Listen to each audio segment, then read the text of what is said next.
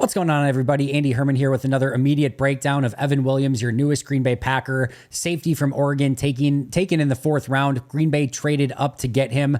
Let's break him down right away and not waste any time. Before we go into Evan Williams specifically, though, I want to talk about the trends that Green Bay has displayed so far in this draft, because I always think that it is good to go into a draft with an idea of how you want to attack it. I love when there is a theme to the draft, and there are a few themes, in my opinion, that Goody has displayed so far through the first four rounds of this draft. The first one is needs. Best player available, be damned. I wouldn't go that far. I'm sure these guys were all within the realm of where the best player available on the board was. Offensive line depth was, in my opinion, the biggest issue on the team. They get Jordan Morgan, who can play a variety of positions in the first round.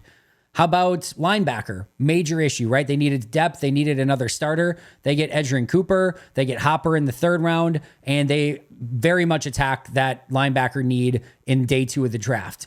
Safety, major need. They go get Bullard in the second round, and they come back now, and they take Evan Williams in the in the fourth round.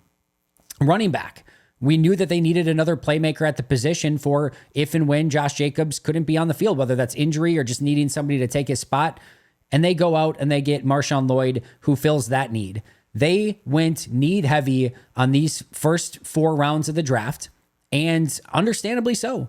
This is a team that was just a game away from the NFC Championship game, 2 games away from the Super Bowl, has a beautiful core. They go get Josh Jacobs and Xavier McKinney in the offseason. They return the core of their team. Jordan Love should only get better. These wide receivers should only get better. And they had some gaps that they need to fill that they weren't able to fill in free agency. And they went and filled those needs aggressively so far in this draft with 6 picks overall in the first 4 rounds. The second trend, versatility, right? They want versatile football players. Jordan Morgan, multiple positions along the offensive line. Edgerrin Cooper can play all the different linebacker types that they want. They said they wanted that versatility to be able to do everything they wanted with Quay and Edgerrin Cooper and have those guys do everything. They get that versatility at linebacker. Bullard can play deep safety, slot safety, box safety, two high safety, whatever you need him to do. Tons of versatility with Bullard. Now, Marshawn Lloyd, a running back is going to be a running back, but he does have some pass catching ability, at least projects to have that. Tough to have versatility as a running back, though. You're just kind of a running back. But then they get, again, another linebacker in the third round that can play all of those linebacker positions. And you get another safety that some believe is more of a box safety, but can play a little post, he thinks even play a little bit in the slot. We'll have to wait and see on that. But versatility has been the buzzword of this draft weekend. And then the last thing I will say is attacking, and especially on the defensive side of the ball. These 4 defensive players that they have taken so far, the 2 linebackers, Cooper and Hopper, the both safeties that they take, these are attacking football players. And obviously that's Evan Williams and Javon Bullard. All of them are downhill attacking football players. All of them are really good blitzers. All of them are willing to come in and help and run support. These are downhill attacking minded defenders. And we talk about all the time, Joe Barry, we're going to play soft defense, nothing over the top. We're going to keep everything in front of us. Goodbye. Good night, nurse. This is going to be a defense that is coming forward, attacking you with physicality, and that showed in this draft with the players that they targeted on day 2 and day 3 on defense. All right, so they get Evan Williams in round 3. Let's address 2 elephants in the room right away.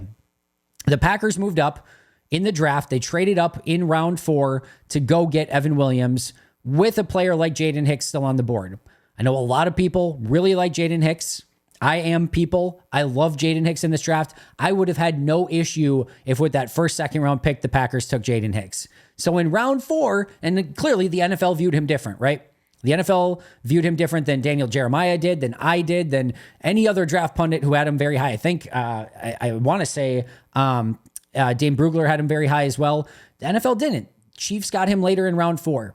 But there is that question mark of there's this really good looking safety from Washington State that was on the board that we were all talking about potentially in round 2. Green Bay said, no, we're going to move up aggressively in round 4, and we're not going to take that guy that you like. We're going to take our guy that we like in Evan Williams. Time will tell, but that will be a fun juxtaposition one or just sort of combo play there with 2 different safeties that are different on people's boards that we'll just have to sort of track over the course of time. Would have loved Jaden Hicks, but I'm excited to see what Evan Williams can bring to the team. The other elephant in the room, I don't know about you guys. I was in the live draft show at the time, and everyone in the chat, TJ Tampa, TJ Tampa, TJ Tampa, TJ Tampa, TJ Tampa. And I'm actually waiting on my phone. I'm like, I haven't seen any leaks for TJ Tampa yet. Apparently, Pro Football Focus tweeted out that TJ Tampa was the pick. Apparently, I know Draft Diamonds did for sure. And I think a couple other places tweeted out that TJ Tampa was the pick. And everyone was blowing their minds. Everyone's super excited about TJ Tampa. And it was not TJ Tampa. It was Evan Williams. Such is life. I know a lot of people were really excited about that. That doesn't necessarily do Goody or Evan Williams any favor when you think you're going to get one of the value players that fell in the draft, and then all of a sudden it's not him and it's Evan Williams. But that was an interesting roller coaster of emotions, as everyone thought, at least in the chat that I was in, it was going to be TJ Tampa. I know there were some online as well. I know Ross Uglum was getting ready to throw a party for TJ Tampa. And then it wasn't, and it was Evan Williams. So TJ Tampa was a pretend Green Bay Packer for about 1 to 2 minutes until we got the news that Evan Williams was in fact the pick. All right, but let's talk about Evan Williams specifically. It's interesting how we talk about all the time how much Green Bay values Senior Bowl players. Well, look at this. Javon Bullard won the defensive specialist for the national team as like the best defender there for the national team during the week. Evan Williams won the defensive specialist for the American team. They value not only these Senior Bowl players, but the players that play well, or specifically in practice, that practice well. And these are the two players defensively that stood out the most and won the 2 Senior Bowl awards for the best defenders on the Senior Bowl. That is pretty impressive. And they got both of them. Not only did they get both of them, they got both of them at the same position, both of them playing safety. For those wondering, Evan Williams was a Packers type all the way around. He hit every single checkbox on their measurables, on the thresholds that they look for. RAS is high, height, weight, speed. He hits absolutely everything. He was a crystal clean Packers type prospect with the Senior Bowl invite added in. He was on the big board, no question about it. Evan Williams checks everything and should have been, I think, clearly on the radar for a potential Packers pick at some point in the draft. Whether that's early round 4 or not can be up for debate. But this was always somebody that was going to be high on their board based on everything that he checks from an athletics standpoint. And again, being a big-time Senior Bowl player as well. 6 foot, 190, as I mentioned, all the measurables imaginable. From a positive side, as I mentioned earlier, he's an attacking football player. He's an extremely good blitzer. He's a box safety, in my opinion, and I know a lot of other people feel that way as well, but he does have some versatility. He's played a little bit in the slot. I think this is more of like you don't want to line him up. He's not going to be the new star corner, but if he's at safety, and again, you want to bring a Keyshawn Nixon off the slot and have him be a blitzer, or if Javon Bullard's in the slot and you want to have him be the blitzer, and you need that safety to come up and play that wide receiver in that situation, you can get away with that with Evan Williams being the guy that's going to cover that corner or that wide receiver. You don't want to make a living out of it, but he can do a little bit of it. I think he can play a little bit of box safety, but I think he gets turned around a little bit much. He needs to do a better job of locating the football. But overall, he does have a little bit of versatility, but I think he projects much better as a box safety in the NFL. The beautiful thing here potentially is if Evan Williams does work out, now you've got that extreme versatility with Javon Bullard. And what I mean by this is you have got a safety in Bullard who could just be a slot guy. And if Evan Williams works out and you can play him next to Xavier McKinney, now if Keyshawn Nixon struggles in the slot, you can put Bullard in the slot. You can put Williams at safety next to Xavier McKinney. I do think this is another situation where Xavier McKinney unlocks some of the talents of Evan Williams and allows him to play a little bit more free and instinctive. And McKinney can sort of take on the heavy lifting on the back end. But there is a world in which that could be a grouping that they play with, especially if you end up with an injury to Keyshawn Nixon. Now you just have more options on the back end of that defense. An Oregon staff member texted a friend of the show, Justice Mosqueda, and said the Packers just got Oregon's best defensive player. Jim Nagy from the Senior Bowl said multiple teams were hoping that Evan Williams would fall to them in the 4th round. Green Bay was not willing to do that. Again, if anything wants to give you hope, it's that Goody had the conviction. This was the player he went up and got.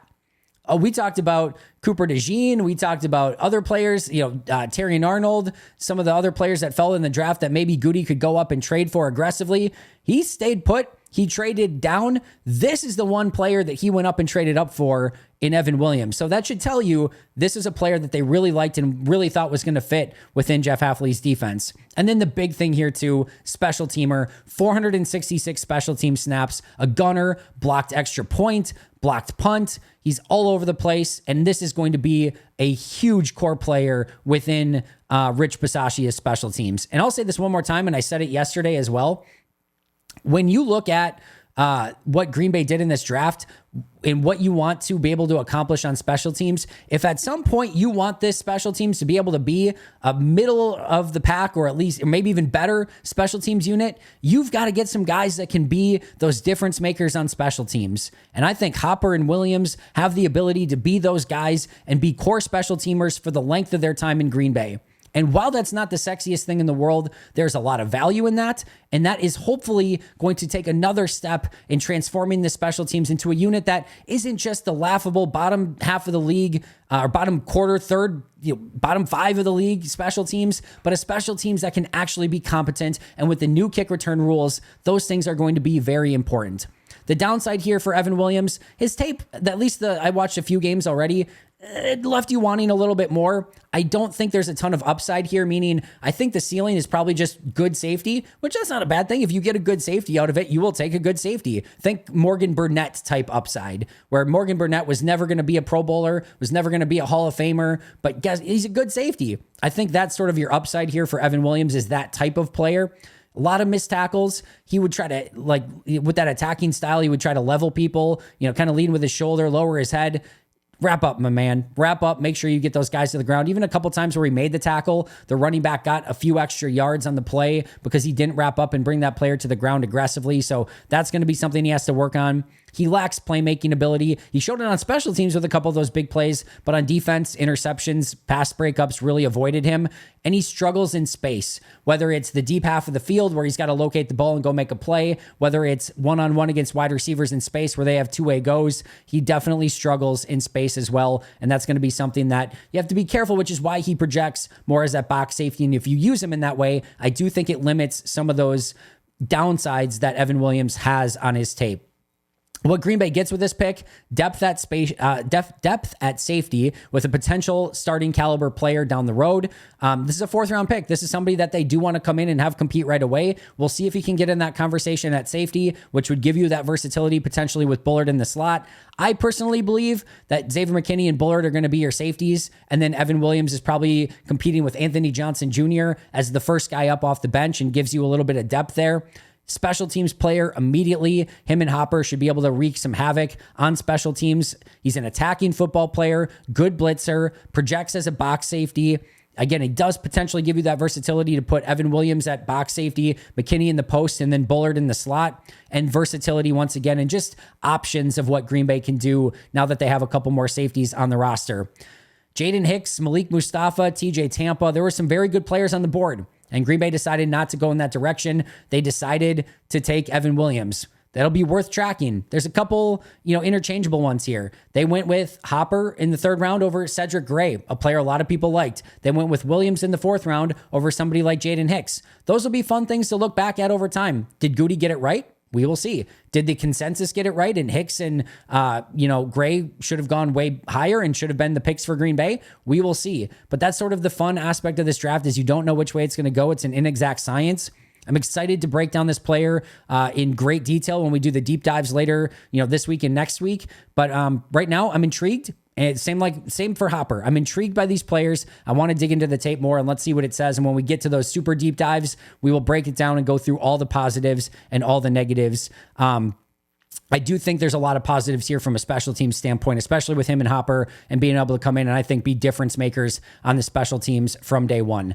Attacking player, depth piece, position of need, and core special teamer. They get a player here that's going to be helpful. Maybe it's not the high-end player that you're hoping for, but these players have roles in the team as well. And we'll see. Maybe he has a higher upside than any of us are maybe giving him credit for at this point in time. And again, did win that Defensive Player of the Week for the American side in the Senior Bowl as well. And like Jim Nagy, really liked him at the Senior Bowl and thought a lot of teams were going to aggressively go after him in the 4th round. Packers were the one that got him.